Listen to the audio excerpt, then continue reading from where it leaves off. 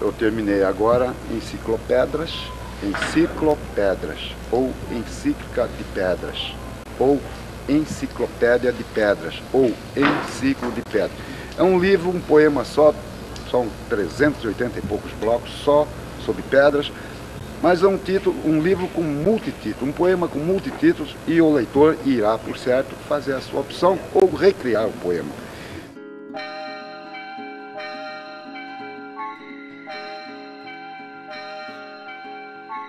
É o Charivari. O Charivari diria essa coisa, essa transa, essa mistura, essa sensação, por assim dizer, a emoção do indizível. Sente-se, desde quando se nasce. Desde quando se nasce, você já é herdeiro de uma tradição. Nascido em Mimoso, sob o céu de 20 de setembro de 1928, o mestre da cultura Benedito Santana da Silva Freire foi poeta, professor, jornalista cultural e advogado. Sua matéria poética primordial talvez tenha sido o que os seus sentidos e vivências lhe presenteavam. Ação poética que vive a criação literária com o corpo em movimento pela cidade, significando-a no aqui e agora, ou seja, vida viva. A sensibilidade de um artista não se realiza distante do mundo, mas mergulhada nele, e dentro desses rios, entre pedras e pessoas, encontrou parcerias como a de Vladimir Dias Pino, uma das pessoas com quem atravessou a vida e dividiu a marreta para quebrar as sequências até então lógicas dos versos. O caminho que Silva Freire percorreu em vida ainda não alcançou a dimensão justa na literatura nacional. O esforço para a criação de identidades sempre silenciou as nuances das periferias em relação aos grandes centros, e foi contra essa correnteza que afluiu o intensivismo. A passagem pelo Rio de Janeiro como estudante e poeta marcou história na UNE e na convivência com outros poetas que viriam realizar o concretismo. Com uma vida política ativa, retorna a Cuiabá e constrói articulações, delineando um projeto geopoético-político em contraponto às experiências de colonialidade e às feridas abertas em sua vivência. Um intelectual e poeta crítico da cultura, que vivenciou, sentiu, testemunhou e pensou sua sociedade, sendo jornalista e produtor cultural, cronista de sua época, que provocou uma formação de público e gerou meios para se produzir literatura.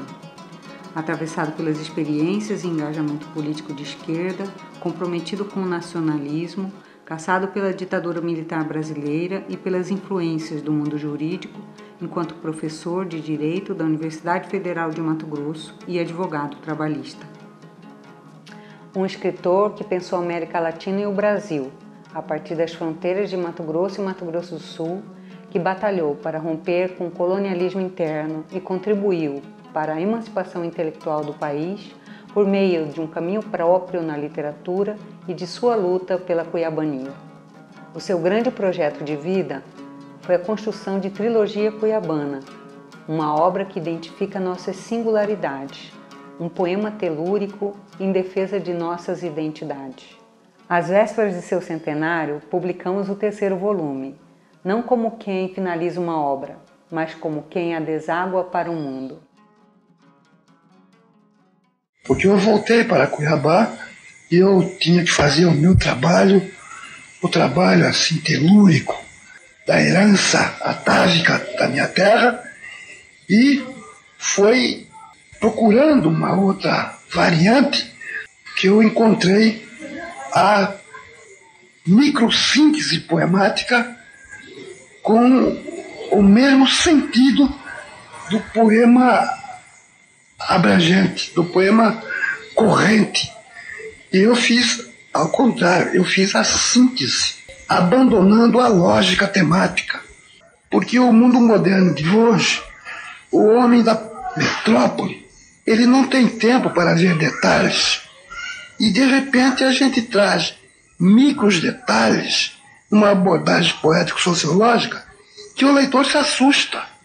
Sobretudo o leitor das grandes cidades, que mal vê uma árvore, Muito mal ele vê o volume de uma árvore, enquanto nós, provincianos, vemos o detalhe da folha da árvore. E isso é um mundo poético que tem que ser trabalhado, e não somente a informação da existência daquela folha, mas seu universo interior. E assim a gente prossegue em vários outros temas, né? O espaço flui e flui. A dissipação da engrenagem do texto, o espaço. Transige e transgride. A ordem do texto como se fosse o tempo, o espaço. Confia e desafia. A perícia do amadurecimento, o espaço. Arredonda e ronda o equilíbrio do desenho, o espaço. Promete e compromete a simetria do ciclo, círculo ingrávido, o espaço. Enfeita e rejeita a incomunicação inaugural do branco, o espaço. Aspira e respira a orfandade do descobrimento, o espaço. Prevê e provê a palavra na economia do tempo, o espaço. Converte a conversa em palavras pintadas de branco, o espaço. É o branco na legislação do antibranco, espaço em branco. Da morte no espaço, espaço em branco. Espaço e ou branco no abraço. Respiração da cal, gestando espaço em branco. Branco e espaço. No risco do riso, espaço em branco. Na queda do ódio, o branco do espaço. Na face diurna do homem, espaço em branco. Na crítica da vez passada, o branco do aço. Verniz de ocupação, na inação do ferro polido, espaço em branco. No uso do que usa, o fuso aguço, abuso, relevo do branco. Prospecção da luz negra, o branco espaceja. A velocidade do coice, espaço em branco. Entre o chegar e a resposta, o branco. Entre o espaço e a dimensão, espaço em branco. Entre a pergunta e a manhã do amor, o branco é espaço. Do prazo, preço, prazer, em branco fica o registro de passos retidos na calçada. Sem dúvida, eu acordei na política no Rio de Janeiro. O som está saindo? Sim, bom? No Rio de Janeiro, eu era presidente da Mocidade Trabalhista, o histórico PTB, que depois virou nisso, né? E eu exercia também a presidência do Diretório Central das Faculdades Independentes. Eram 17 faculdades, eu fui presidente do Diretório Central, de onde saí para ser eleito secretário-geral da UNE, onde eu desenvolvi trabalho como a criação do teatro universitário, o teatro folclórico. Não precisava a ditadura ficar 20 anos, porque já estava morta. Não tiveram dignidade, decência. Partiram para a bandalheira, para a corrupção e mataram o país, e aí está o exemplo. Aí está a geração do meu filho, que viu centenas de canalhas assim, enriquecerem aqui, uma geração que tem como exemplo essa canalhada que acabaram com o Brasil. As pessoas usaram e abusaram da própria ignorância. não imaginando o que ia dar, que deu nisso tudo que saiu. Hoje começa-se a restaurar. Mas quem é culpado por isso? É a ignorância política da igreja, é a ignorância política da sociedade. Muito embora a gente conheça, a gente saiba a manipulação do golpe. Ele está aqui, veio de fora, né? Tá, como todos os golpes da América Latina, a gente sabe, conhece a origem. O corte entre um algo e alguém. Ser livre é buscar iscas, mas livrar-se do quê? Se a liberdade é a transcendência da ponte dos abismos sobre si, sobre tais abismos, sob a ponte. Ó pátria sedentária e breve, cama de redução fugaz de um do um. Livres sim são os refugos a quem a compaixão nem vê e nem serve de modelos, mingau de cisco. Os seres em migração criativa, sem mais os fios das ligaduras, os fios, amputados pela faca apátrida, faca não médica, o corte entre um algo e alguém. O espaço íntimo do refugado é nosso espaço, lá fora. Ora, para o que recuperar seu irretrocessível momento de refúgio, se meu outro alguém está em briga de liberdade com frisos de amores que criei? E os ódios que me criam? Agora, esperar que a turma continue a minha contribuição, que foi modesta, mas foi efetiva, né? Chegando gente nova empurra a partida para frente, que sem o exercício do pluripartidarismo não existe democracia, não existe nada, existe a tapeação. Que tenhamos partidos fortes, partidos coerentes, um programa, doutrina, né? E que o povo consagre nas urnas aqueles que merecerem a atenção, o respeito popular. É do jeito que está aí, né? Vamos fechar com o seu livro. A trilogia cuiabana é um livro, é uma obra tese ou é uma obra síntese? Eu estou escrevendo 600 páginas sobre uma cidade que não tem a história lá daquela cidade do Nordeste, mas tem o musgo do tempo. Eu acho que é a dívida que eu tinha com a minha cidade. Talvez, dependendo do enfoque, pode ser um livro teses no plural. Pode ser um livro anarquista.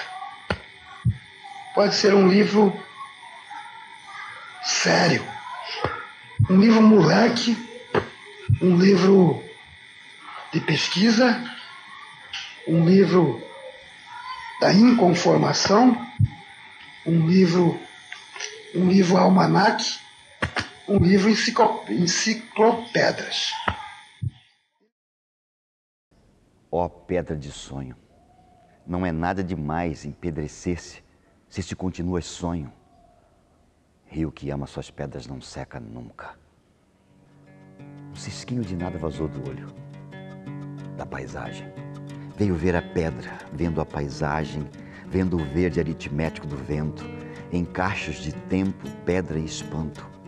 Fujo de ti como da sorte, com absoluta clareza. Cotidiana.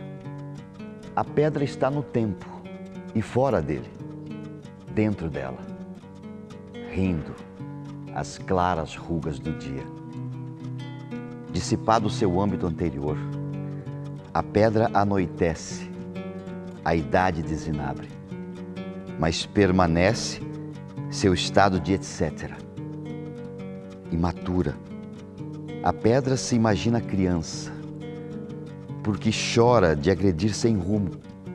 A boca da noite, a pedra só lar destila, o perfil de recolhida. Premendo papéis na mesa, a pedra confina e confere. Conflitos que o vento vassoura. Em estado de escultura, a pedra é carpida de seu lugar, do onde, de quando veio. A lógica de escultura é nua, sem pulsão de pedra crua. A pedra, em sua visão adotiva, é muito, muito do que mais semente.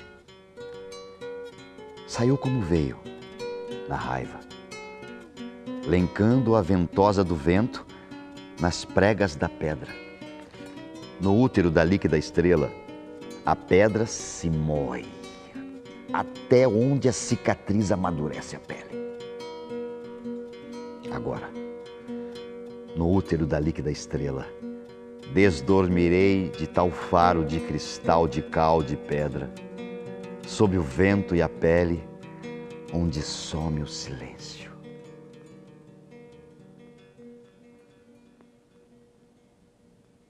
Onde nasce o obscuro. Em mim faz um luar de pedra muito pesando comigo, quase a homenagem do abandono. Não ficará pedra sobretudo de pedra, sem que a palavra se fenda e falhe a chave. Pedra sobre pedra se edifica. A pedra rural vive um mundo barato. Um pão de guaraná, uma talagada, fubá de broa e meio quilo de café. Amanhecem a função de cururu. Tudo num tão simples de eternidade. Que cara dialógica dessa pedra, sem resposta sobre coisa nela.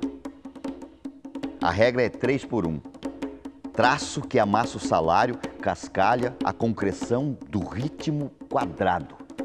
A pedra, pedra de dor, o Pedro, pedreiro, parceiro, a pedrada do gesto, lava, larva, fede, o grito, espirra o nome, redente, rindo às pedradas. Agora, por que não berras, pedra? Por que não te rasgas pelos acenos? Por que não sorves o degredo de espora áspora de genitais em asma? Por que não saltas desse infinito de espiras? Por que não te amacias pelos adentros do pote? Por que não saltas pelo avesso do nascimento? Por que não se salvas pelas nódoas d'água? Em tua olheira de falar são pedras? Ó pedra lanceta, tripas de enigmas dura, dura como duras, pesa. Aliás, nesse livro meu, Cuiabania, não há no mundo uma obra que homenageasse os jornalistas, os tipógrafos, os cronistas, os boêmios, os garçons, os pescadores, caçadores e outros mentirosos. É um trabalho com dedicatória personalizada. É um trabalho de paciência que é um negócio violento. Nenhum outro poeta mato-grossense sentiu tanto as influências telúricas do meio como Silva Freire. E eu tenho certeza que daqui a alguns anos as pessoas estarão compreendendo e se lastimando de não compreender Silva Freire no momento em que ele viveu entre nós. Depois da apresentação do último trabalho dele, que vai ser esse livro que todo mundo está esperando, Freire vai ter mais de 600 páginas escritas sobre Cuiabá. Eu não conheço na história um poeta, um escritor que tenha falado tanto a respeito de sua terra. Isso é que faz de Freire uma pessoa ímpar, admirável e inesquecível.